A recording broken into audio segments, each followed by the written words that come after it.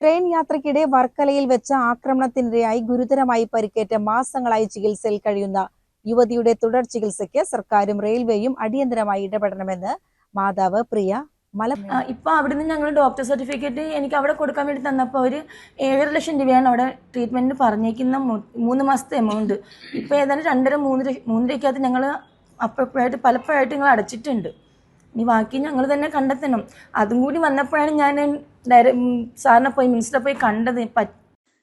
2025 November 2-ന് Kerala express ട്രെയിനിൽ എറണാകുളത്ത് നിന്ന് വർക്കലയിലേക്ക് യാത്ര ചെയ്യുന്നതിനിടെയാണ് നെടുമങ്ങാട് പാലോട് സ്വദേശിനി ശ്രീകുട്ടി ദാരുണമായ അതിക്രമത്തിന് ഇരയായത്. യാത്രയ്ക്കിടെ വഴി തടസ്സപ്പെടുത്തിയ മദ്യപനായ യുവാവിനെ ചോദ്യം ചെയ്തതോടെ ശ്രീകുട്ടിയെ ട്രെയിനിൽ നിന്ന് പുറത്തേക്ക് ചവിട്ടി വീഴ്ത്തുകയായിരുന്നു. അപകടത്തിൽ ഗുരുതരമായി പരിക്കേറ്റ ശ്രീകുട്ടിയെ ഉടൻ തന്നെ തിരുവനന്തപുരം മെഡിക്കൽ കോളേജ് ആശുപത്രിയിൽ പ്രവേശിപ്പിച്ചു.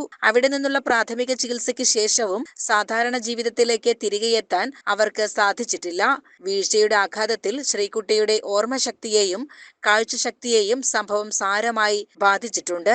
നിലവിൽ എടപ്പാളിലെ സ്വകാര്യ ആയുർവേദ ആശുപത്രിയിലാണ് തുടർ ചികിത്സ നടക്കുന്നത്. തീർച്ചയായിട്ടും ഇവർക്ക് ഈ കുട്ടിക്ക് വിദഗ്ധ ചികിത്സ ലഭ്യമാകണം. അതുപോലെ ഈ കുട്ടിക്ക് അർഹമായ ആനുകൂല്യങ്ങൾ ലഭ്യമാകണം. ഈ കുട്ടിയുടെ അവസ്ഥ പറഞ്ഞില്ല, 19 വയസ്സുള്ള ഈ മിടുക്കിയായ പെൺകുട്ടിയാണ് നേരെ അത്രയും പിന്നോട്ട് പോയത്. ഒന്നും അല്ലാത്ത അവസ്ഥയിലേക്കാണ് പോയത്. ആ കുട്ടിക്ക് ഓർമ്മയില്ല, പോയ കാര്യങ്ങൾ ഓർമ്മയില്ല, ആ കുട്ടി പഠിച്ചത് ഓർമ്മയില്ല. ആ കുട്ടിയുടെ ജീവിതം ഇനി ആദ്യം സെറ്റായി വന്നിട്ട് വേണം. അപ്പൊ അവരുടെ ഒരു പുനരധിവാസം, അവർക്ക് നഷ്ടപരിഹാരം, അർഹമായ നഷ്ടപരിഹാരം, ഇതൊക്കെ അവർക്ക് ലഭ്യമാകേണ്ടതുണ്ട്. അതിന് ഇവിടുത്തെ സർക്കാരിനാണ് അതിന്റെ ഒന്നാമത്തെ ബാധ്യത എന്ന് പറയുന്നത്. അത് സർക്കാർ ഏറ്റെടുത്തേ മതിയാകൂ. അതുപോലെ തന്നെ പറയാനുള്ളത്, ഇത് നമ്മുടെ നാട്ടില് നമ്മുടെ ഒരു കുട്ടിക്ക്, മലയാളത്തിന്റെ ഒരു കുട്ടിക്ക് സംഭവിച്ചതാണല്ലോ. റെയിൽവേയിലാണ് സംഭവിച്ചത്, കേന്ദ്ര സർക്കാരിന്റെ വകുപ്പാണ് എന്ന് പറഞ്ഞാലും കേരളത്തിന്റെ ഒരു മോൾക്കാണ് ഇത് സംഭവിച്ചിട്ടുള്ളത്.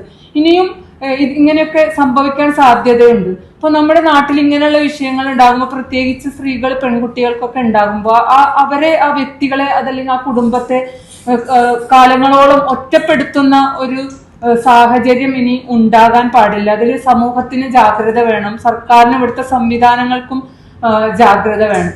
അതോടൊപ്പം തന്നെ ഇനി സംവിധാനങ്ങൾ ഉപയോഗിച്ച് യാത്ര ചെയ്യുന്ന സ്ത്രീകൾക്ക്, പെൺകുട്ടികൾക്കൊക്കെ അവരുടെ സുരക്ഷിതത്വം ഉറപ്പുവരുത്തുക, അതിനുള്ള സംവിധാനങ്ങൾ ഉണ്ടാക്കുക എന്നുള്ളതൊക്കെ സർക്കാരിന്റെയും ബാധ്യതയാണ്. അതിന് തീർച്ചയായിട്ടും റെയിൽവേയിലാണെങ്കിലും നമ്മുടെ സർക്കാരിനും അതിൽ ബാധ്യതയുണ്ട്. നമ്മുടെ ആളുകൾക്ക്, നമ്മുടെ നാട്ടിൽ യാത്ര ചെയ്യുന്നവർക്ക് സുരക്ഷിതത്വം ഉറപ്പുവരുത്താനുള്ള ബാധ്യത നമ്മുടെ സർക്കാരിനുണ്ട്. അതുപോലെ സെൻട്രൽ ഗവൺമെന്റിൽ സമ്മർദ്ദം ചെലുത്താനുള്ള ഒരു ബാധ്യതയും നമ്മുടെ സർക്കാരിനുണ്ട്.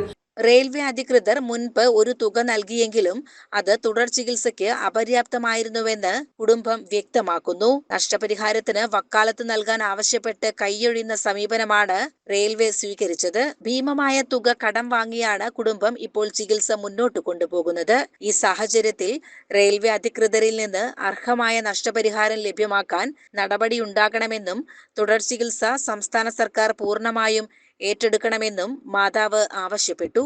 വാർത്താ സമ്മേളനത്തിൽ വിമൺ ജസ്റ്റിസ് സംസ്ഥാന president VA Fayiza, vice president Safiya Iqbal, ജില്ലാ പ്രസിഡന്റ് ബുഷറ അരീക്കോട് എന്നിവരും പങ്കെടുത്തു. CCN മലപ്പുറം.